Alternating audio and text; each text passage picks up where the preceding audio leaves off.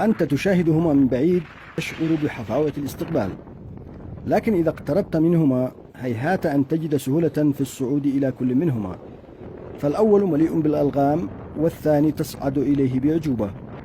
هما على قمتان شامختان في محافظة إب، شخب عمار وحصن كهال مديرية النادرة.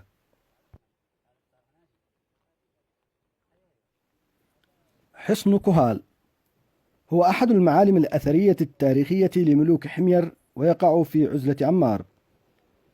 يعود إلى الفترات الحضارية القديمة، وقد تهدم بناؤه ولم يبق منه سوى بعض الشواهد من بقايا جدران معمارية وصهاريج مياه في أصل الجبل. بالكاد صعدنا إليه وبالكاد نزلنا. حصن كهال في كتب التاريخ قلعة منعة، حصينة شديدة رصينة، محكمة متينة، يضرب به المثل في الارتفاع والشموخ، تكاد ذروته تلامس نجوم الثريا، فكأنه هامة لها عمامة. ينسب إلى كهال ابن عدي ابن مالك ابن زيد ابن نبت ابن حمير، وهو الآن أطلال عثر به على تمثال امرأة من البرونز. يمكن لمن هو في قمة حصن كهال مشاهدة بعض محافظات الجمهورية من مختلف اتجاهاته.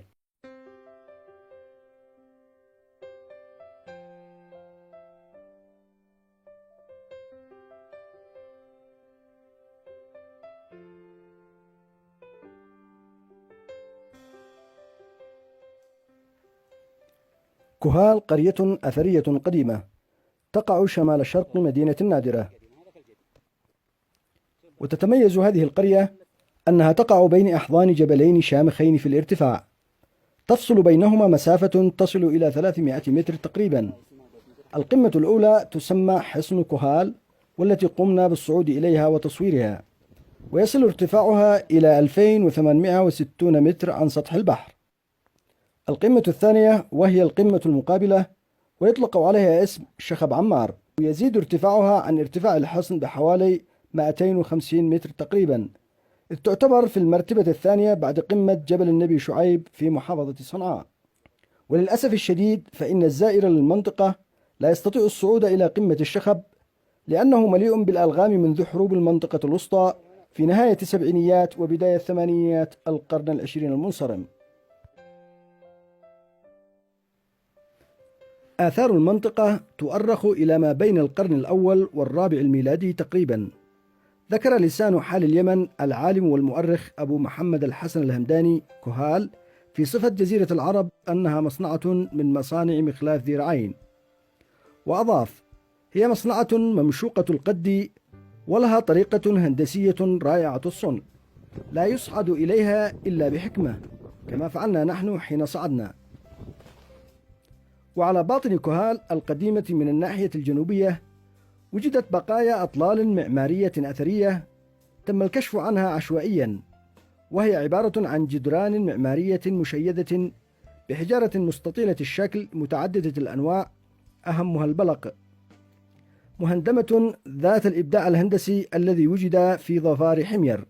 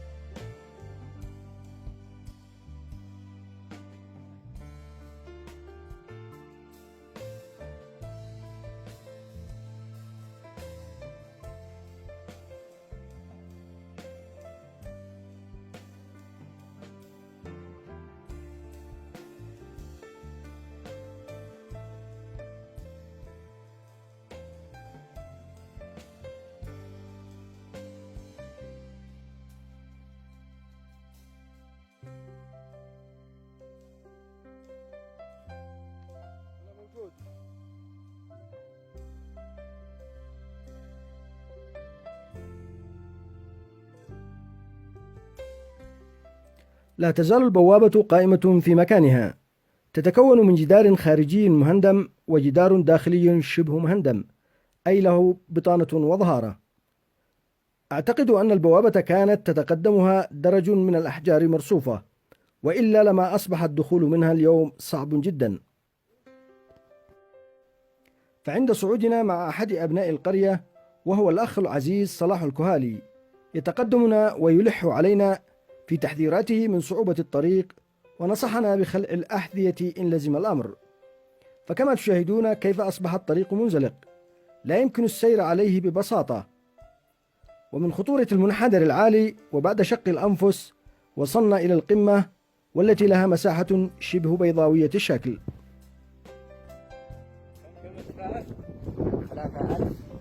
3136 ثالث جبل بعد جبل العروس أو ثاني جبل حسب جوجل. هذا الاتجاه هذا الرقم، هذا جبال الرقم. الداري جبل بني قيس شيزان كلها هذا الجبال كلها اتجاه أصل كحلان. هذا كحلان برضه هذا بس الجبال الممدودة شوف من بعد من خودان لا دمت هذا كلها تبع الرقم. القرى هذا طبعا استراتيجية المنزل تبع عزة البكرة، بدايتها فوق مدينة السدة. الجبل هذا ممتدة، شوف الجبل كلها هذا لا الفاخر لا فوق عطبة، هذه الاتجاهات كلها. دمت معروفة، دمت شوف هذا دمت جبل المصنع طبعا جبال المشهور.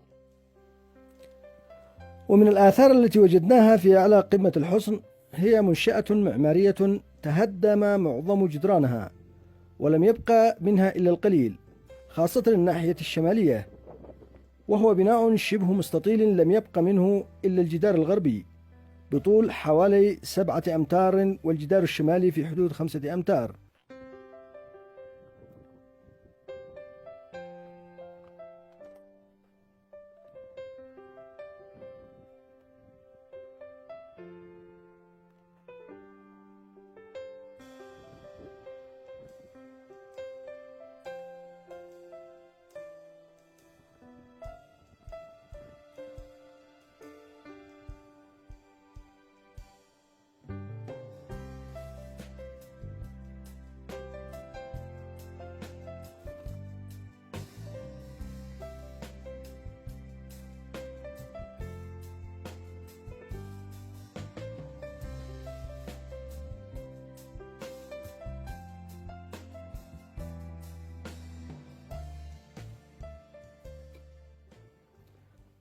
مواد البناء من أحجار المنطقة الحمراء المشذبة، ومن المؤكد أنها جلبت من أسفل الجبل.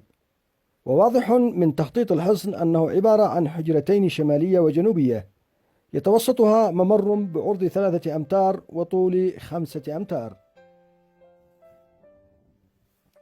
وأسفل من هذا المبنى توجد بركة مقضضة في حالة سيئة.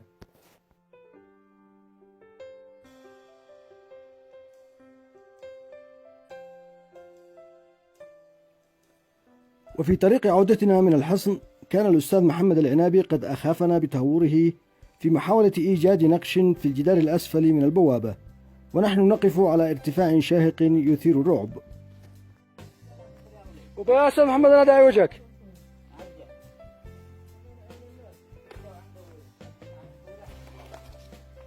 صرجع.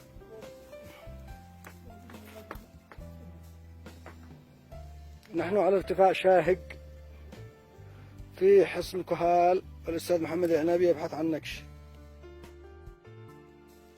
شكري الجزيل لمن رافقني في هذا المشوار الصعب، وهم الأخوة صلاح الكهالي من أبناء المنطقة، وهو الذي ساعدنا في الصعود إلى الحصن وتعريفنا ببعض تفاصيله.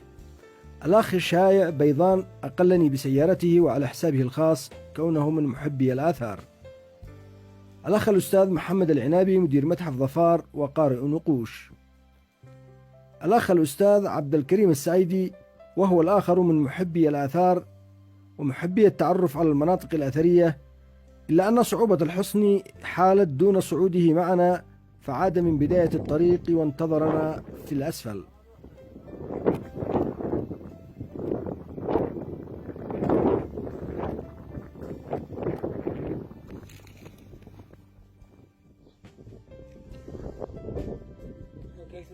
هذول خطيرة يا والله لو ينطل هذا الدر عين شايفهم هو بحتى دي هنا إياها يعني جاهز للنطلع ساعة صواريخ سبحان الله العظيم. ايش؟ ايه